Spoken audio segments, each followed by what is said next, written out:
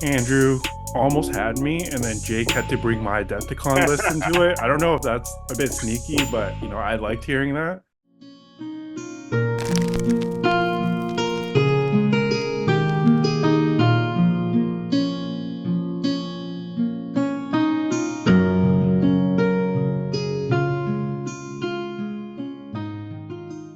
Welcome to another episode of Into the West podcast. My name is Charles. With me today are Richard, and we have two returning guests. We have Jake and Andrew. Today's episode, we'll be talking about list building and also decision making. So, our two guests, one for each side, and this is a topic that we've casually discussed briefly, but this is like a formal sort of debate format where we are going to hear both sides of which is more important, the power of a optimized competitive list or players' decision making, which one matters more in a game.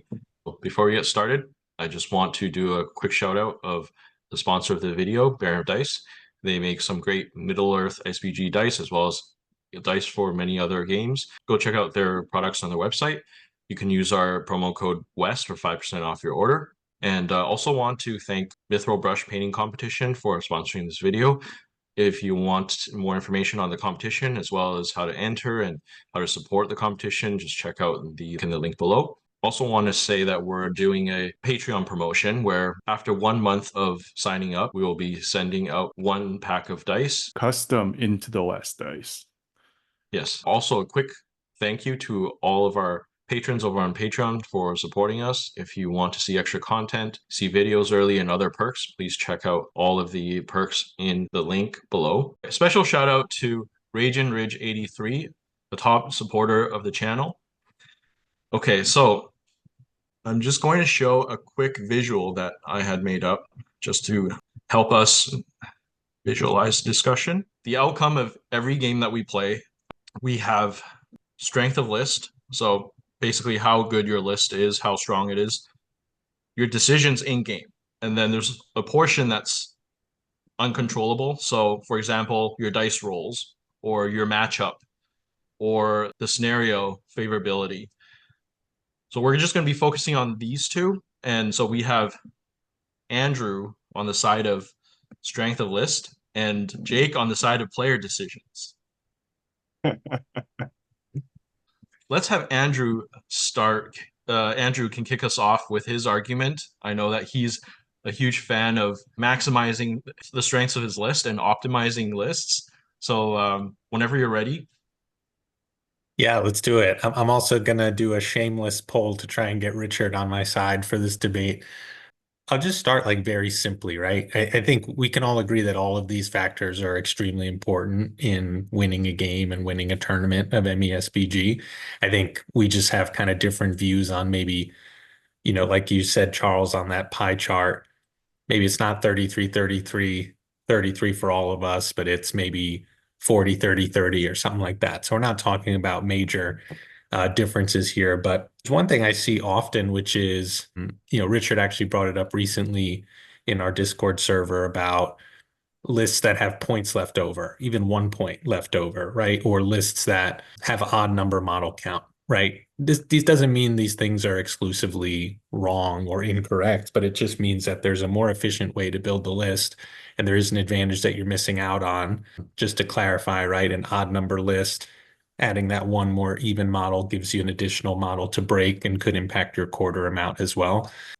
And these things don't seem terribly significant, but I think about this game very analytically in terms of math, right? And I think if you play 10 games, might not notice that 1 or 2 points you left over, might not notice that, one odd number list and not breaking there.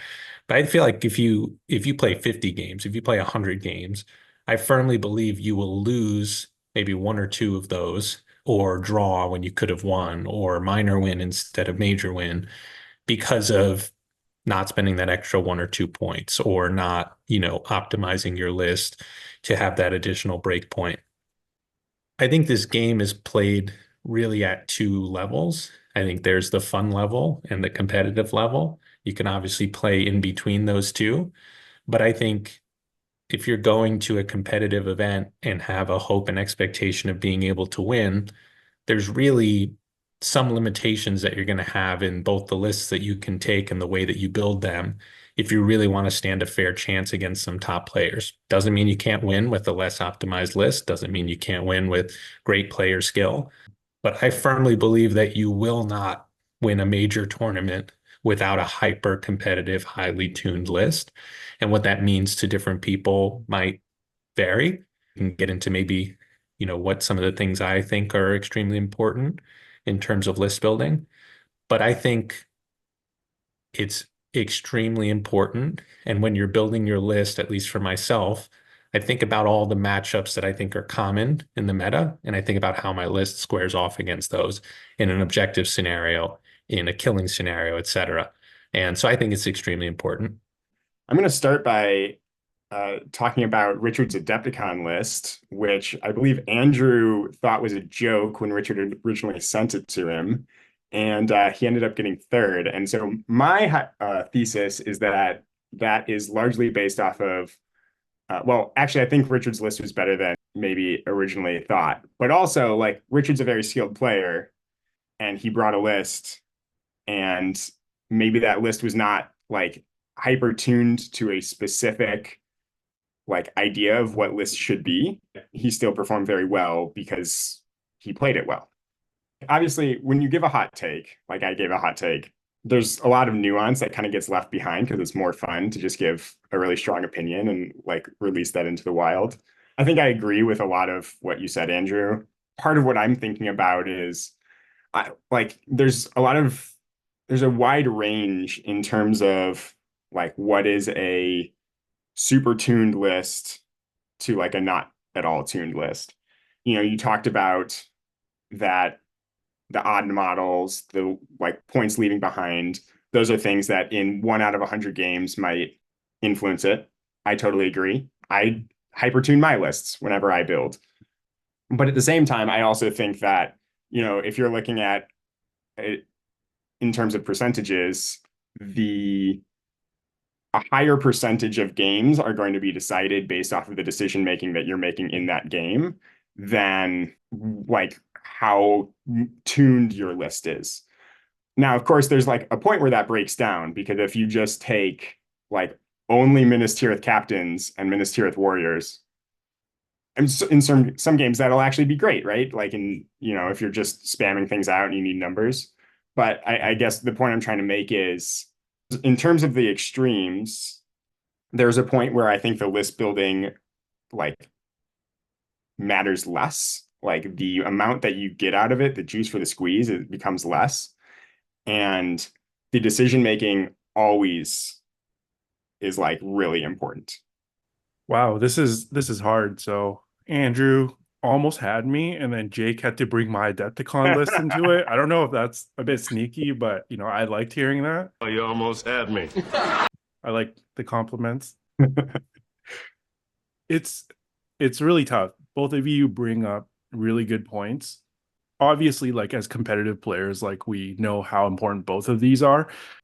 Like an opinion that I have that hasn't been mentioned is that I think, to Jake's point, decision making probably does win you more games than taking an efficient list.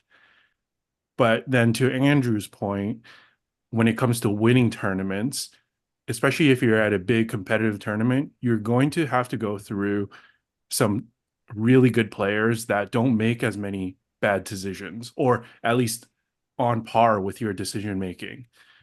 And so when you don't really have that decision making advantage necessarily, then it does really come down to who kind of has a bit more of an efficient list. And those games will determine whether you win or podium at a tournament, right? So it's really hard to say. I know that's the cop-out answer, but I think one thing to just expand on that, right? Because I totally agree with a lot of the points that Jake made. And I do think player skill is the most important part of the game, right? But I still think my argument kind of has merit, because if you don't build a finely tuned list, all of us, right, on this podcast episode have had a matchup pop up and we see the army we're playing and we see the opponent we're playing and we just go, man, we start kind of rolling our eyes and saying, it is going to take a miracle for me to win this game. We've all had that multiple times, right? And so I think that it's not even like a hyper optimized list. That's extremely important, but you need to build redundancies into your list so that you don't have to win the same way every single time if your opponent's taking that away, right? A strong shooting list like Corsairs will completely rip apart certain armies, but you go into Blinding Light and it's really, really hard to win, right? Blinding Light, Elf faction, really hard to win. So what's the backup plan for Corsairs? There isn't a great one, right? I don't think that makes it a bad faction, but when you're talking about, trying to win a major event, if you don't have at least one backup plan, but likely two or three backup plans, you're inevitably going to come up against an army where it's not going to matter how good you play. It's just not. You're not going to be able to play yourself out of, Corsairs going into Blinding Light Elves with similar numbers. Look, if you roll nothing but sixes, your opponent rolls nothing but ones, of course, anything can happen. But I would favor the Elves in that matchup, depending on the scenario, 8 times out of 10, 9 times out of 10. And my play style as a competitive player, kind of to Jake's point, is I want the game to be decided by my skill. So I need to build a list that will allow me as many opportunities as possible for me to put my skill to the test and not just roll up to a scenario or a mission pool where I'm, 20% odds to win. Like that's just not how I try to play. I think, you guys have seen me play and you've seen the types of lists I build. I agonize over them for months. And it's not because I'm a perfectionist. It's because I think about every matchup and every possible scenario that I could run into. And I want to at least have a shot. You're going to be favored and not favored, but I want to at least make it as much about skill as possible. I just want to push back a little bit, Andrew. You make a good point, but I think we can't confuse efficient lists with well-rounded lists, because I think your second point there is a little bit of both. Like, of course, the consistency and the redundancy will help you win, I think, or podium at events more frequently. But if you go for a more skewed list, you can still make it hyper efficient. You might not be as consistent, but when you do hit the right matchups, I guess you're kind of utilizing a little bit of the third part of the pie chart, the unexpected factors. And when that aligns, then the path will probably be a lot easier for you. Kind of like my Adepticon list, right? Like, I would say I did try to make it efficient. I did countless versions of it, but it might not have been the most well-rounded list.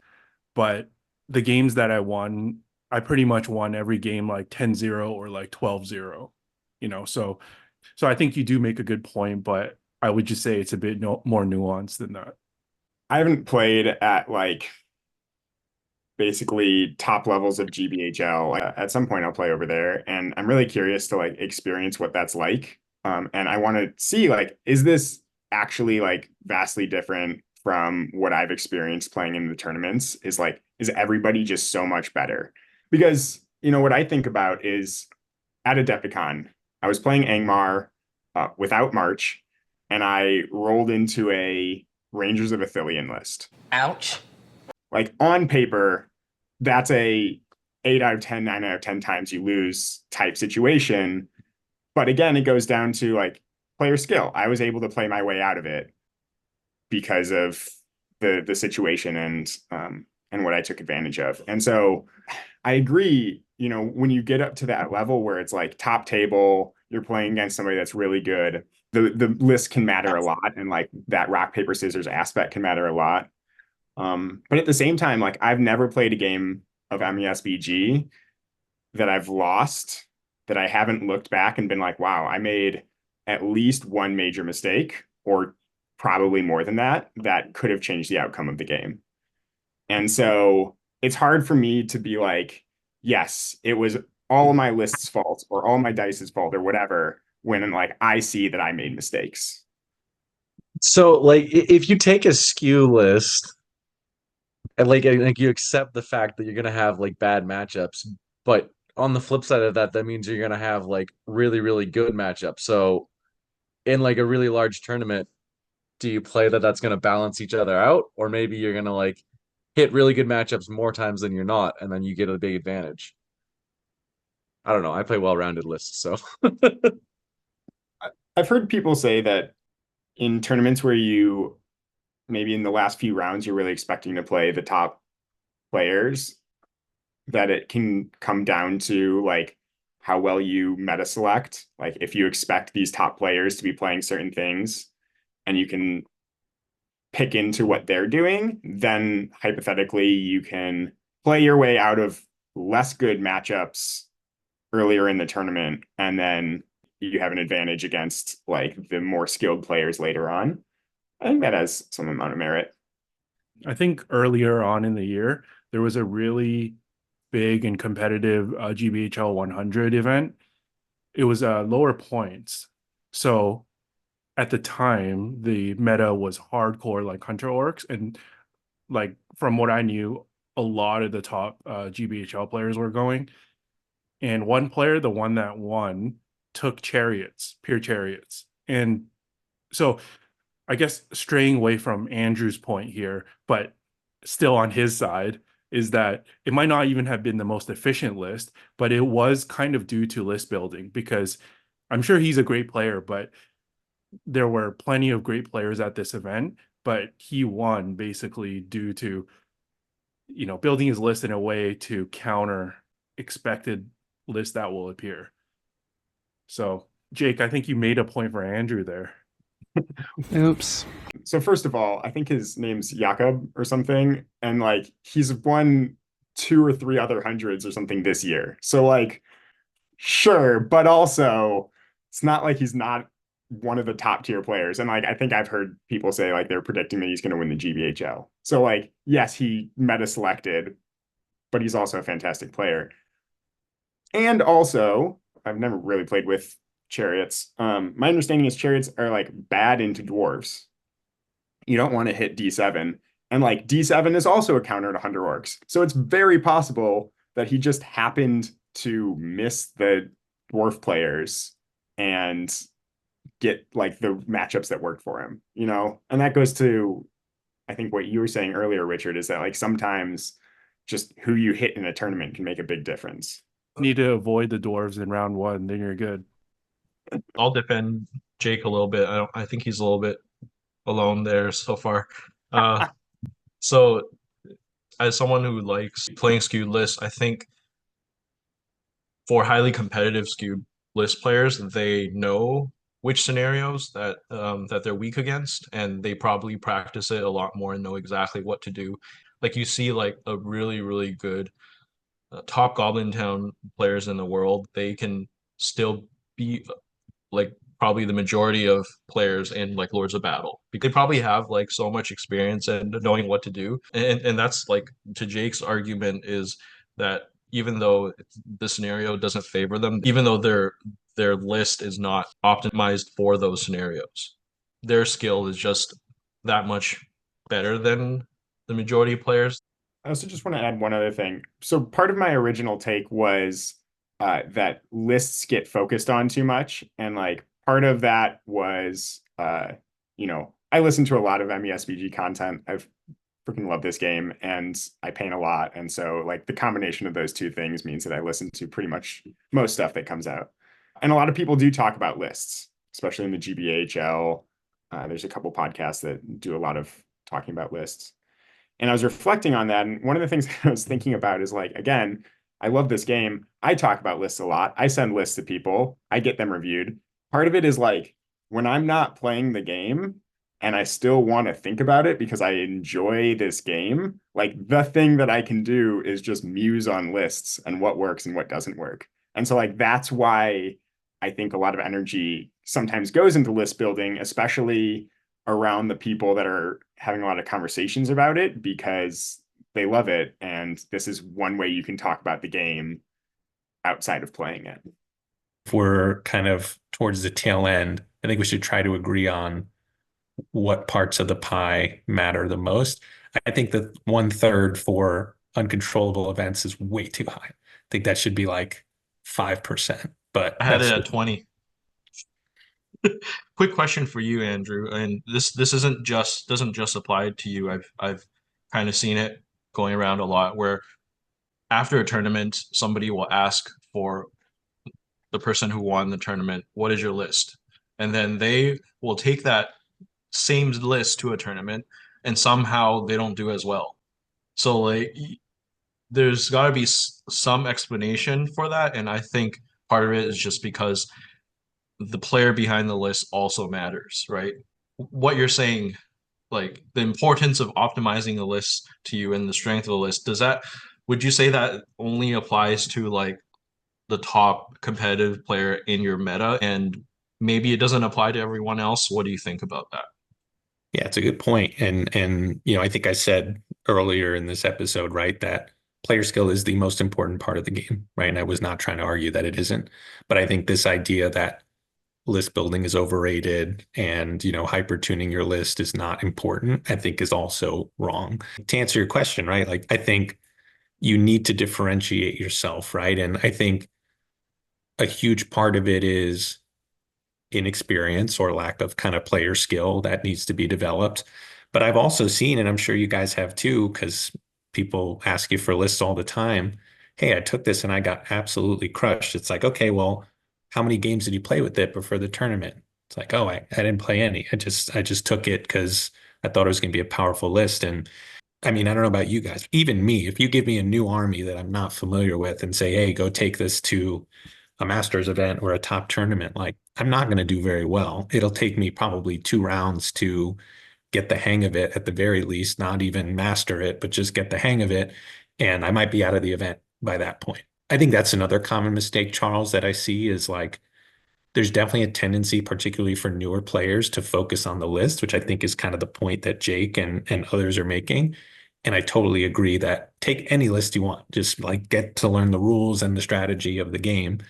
I do think that like play testing, being comfortable, the example you gave of the Goblin Town player who can win Lords of Battle, like that's terrifying, right? Because that should be the gimme. I'm gonna beat them in Lords of Battle no matter what I'm playing. So that's like a sign of immense player skill. But I think play testing the list, familiarizing yourself with the heroes, even simple things like when do I use might on my, big hero, right? That's like sounds very simple, but is going to differentiate kind of an average player from a top tier one, in my opinion. And I think preset scenarios really tune up the amount that list building matters, like to a huge degree, in my opinion. Because if you're building a list and you know what the scenarios are going to be and you can tune the list for those scenarios, that's a huge part of it. Veto versus non-veto also should take into account when list building. Again, at the like highest tiers. Yeah, I was going to say the same thing. I think most events nowadays are veto. So obviously preset pack, totally different. Totally agree with Jake.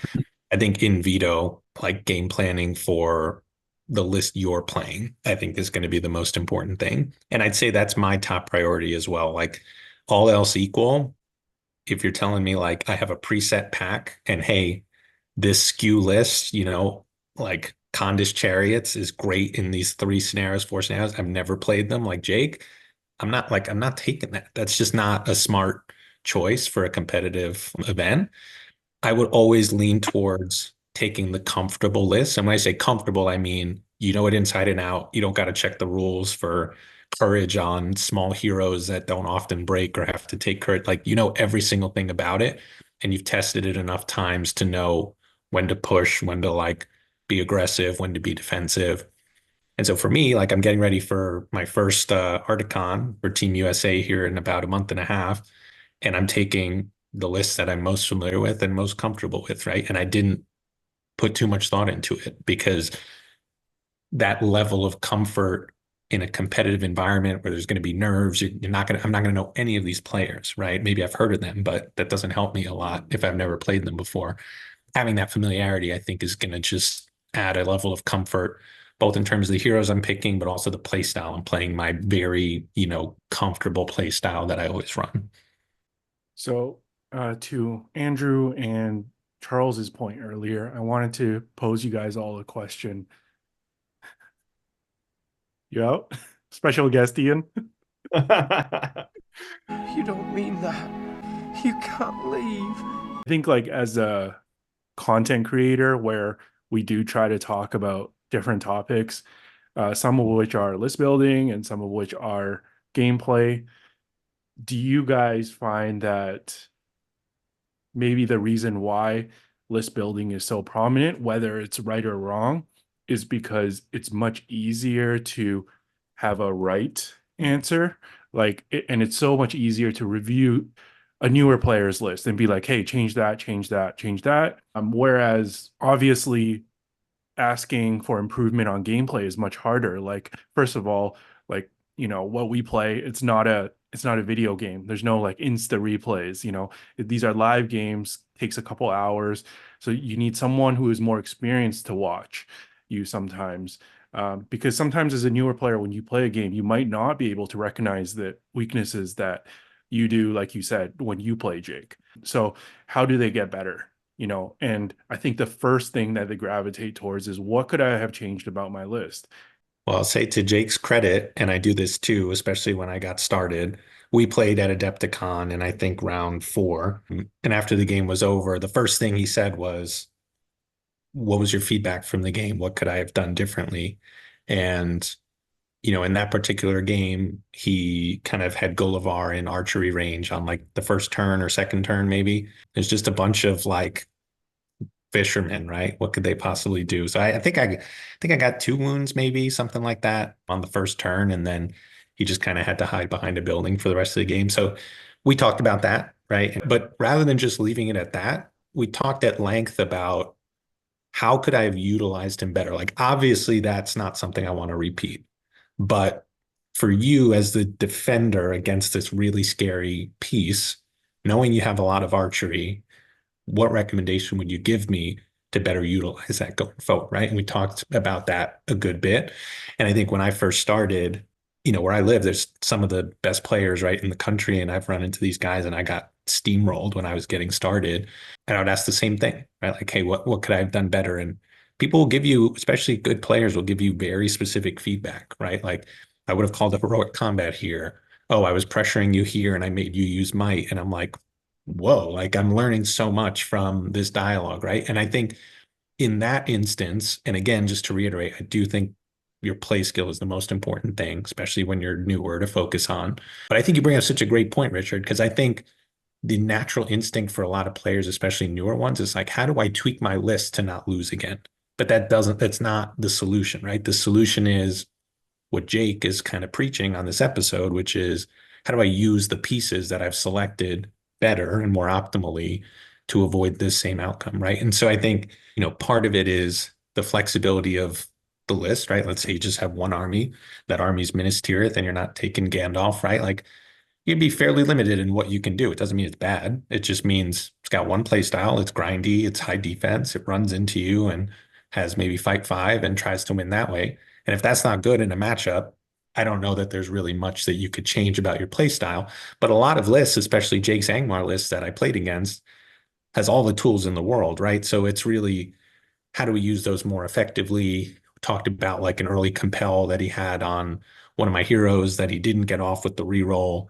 And he's like, and how he's like, man, I would have thrown more at that because I was going to do this and that and that. And these were things I wasn't thinking about during the game. And that probably would have, made a meaningful impact on it. So I agree with what you're suggesting, Richard. I think the best takeaways after a game are play, improvement questions. And like I said, ask your opponent. We're all very competitive, but we love the game, and we all remember, I'm sure, when we were just getting started and we asked somebody who just stomped on us, what we could have done better, what we could have done differently. Just to expand a little bit off of what Andrew's saying, I think a lot of the times after a loss, even I do this sometimes, where I think the uncontrollable portion of the pie chart is bigger than it is.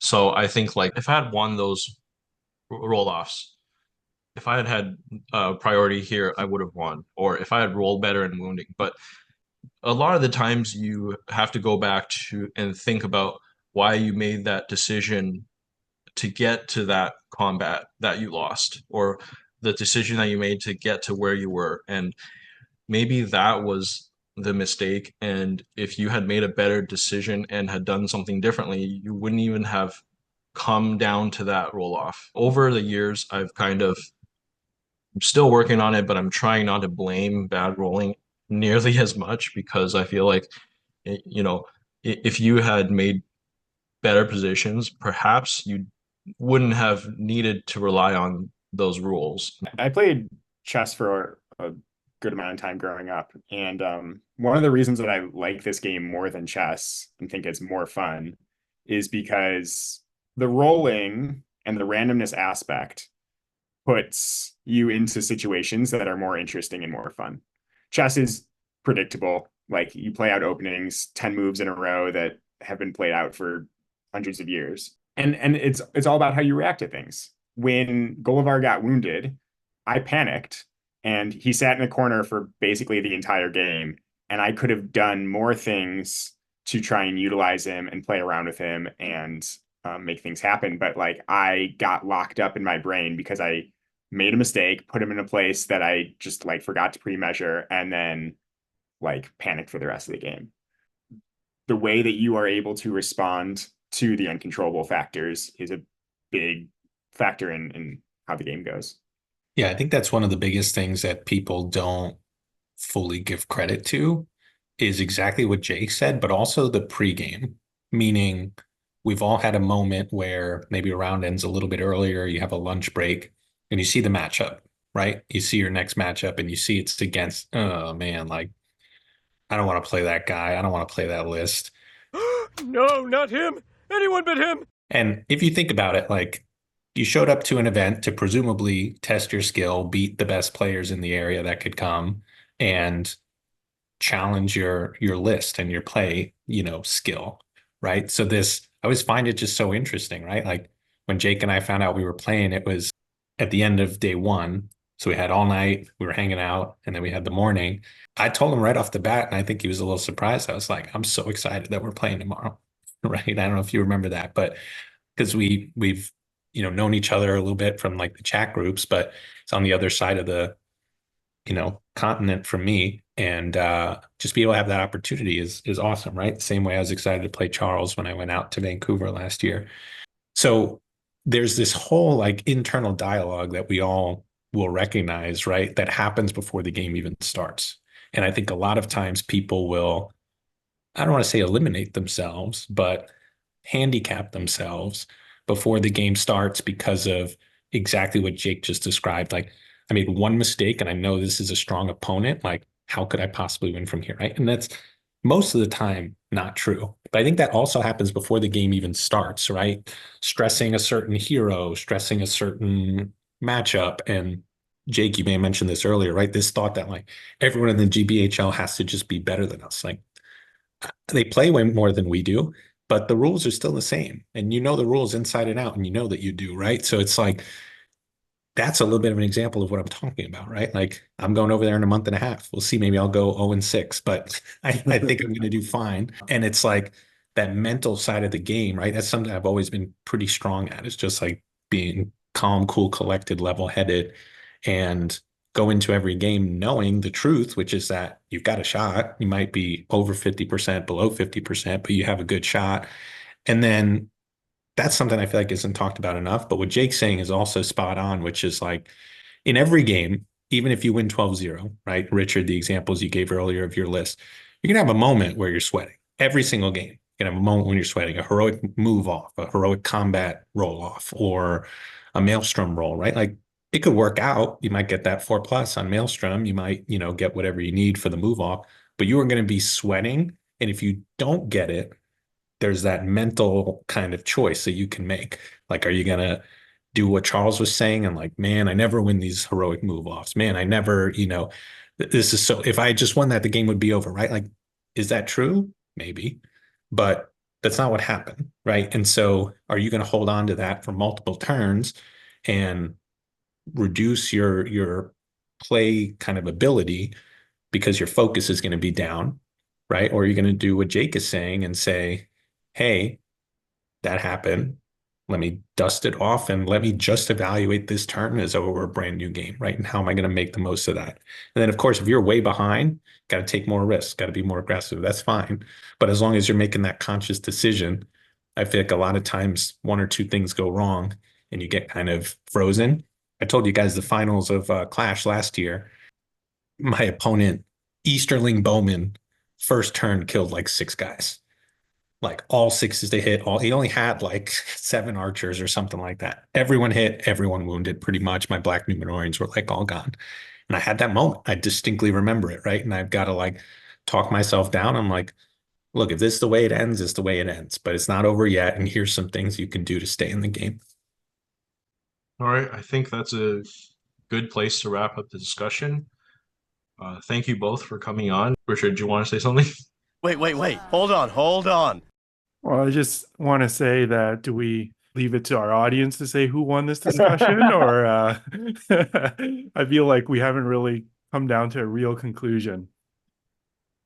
I thought we all agreed that it's 90% list building, 8% player skill, and 2% random chance.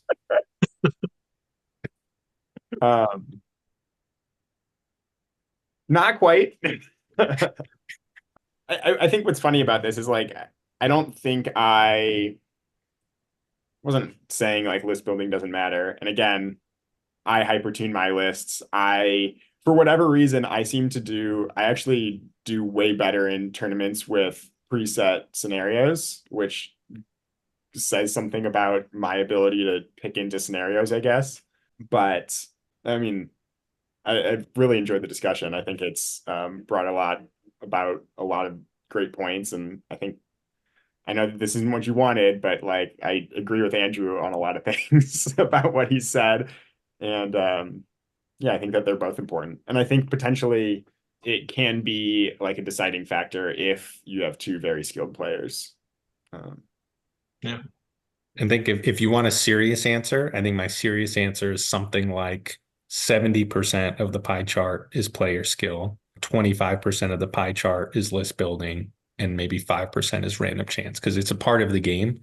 But I do think for the reasons Jake mentioned, like a top player can react to things going poorly, and a top player, like Charles is saying, can make those moves where you're not at 50-50s and you're only going in if you know you're 80+% likely to succeed.